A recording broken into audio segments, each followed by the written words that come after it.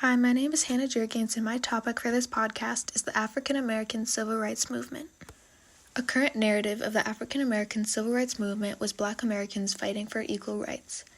It took place in the 1950s and 60s during a time when many African Americans were segregated against.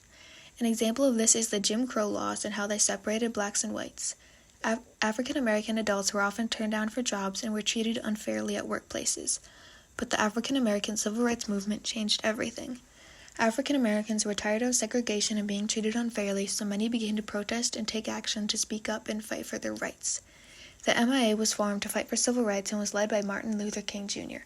This organization, as well as many others, helped the civil rights movement progress and eventually led to African Americans getting the same rights as whites.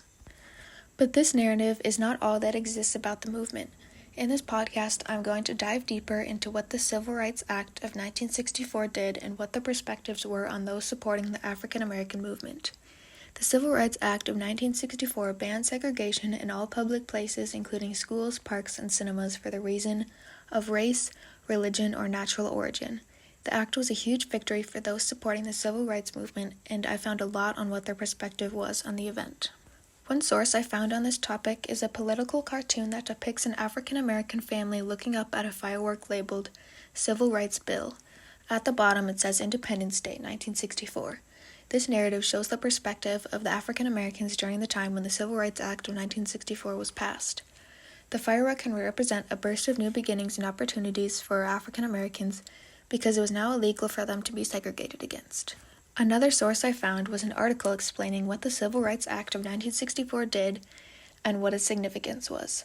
This source connects to my topic greatly because it tells the entire history of the Civil Rights Act of 1964.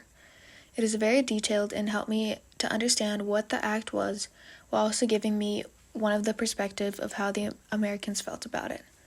The article quotes Martin Luther King Jr. saying the act was nothing less than a second emancipation.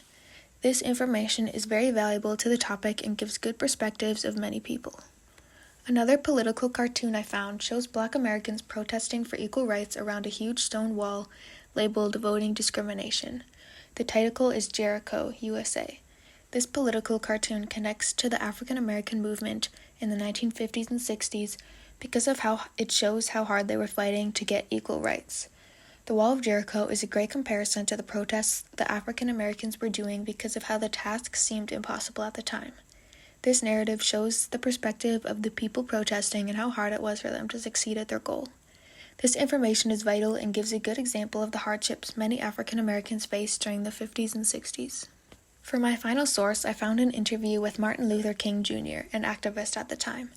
This interview with Martin Luther King Jr. is a good example of how activists felt in 1964 when the act was passed. He discussed many topics, but keeps going back to the civil rights and what the act has done.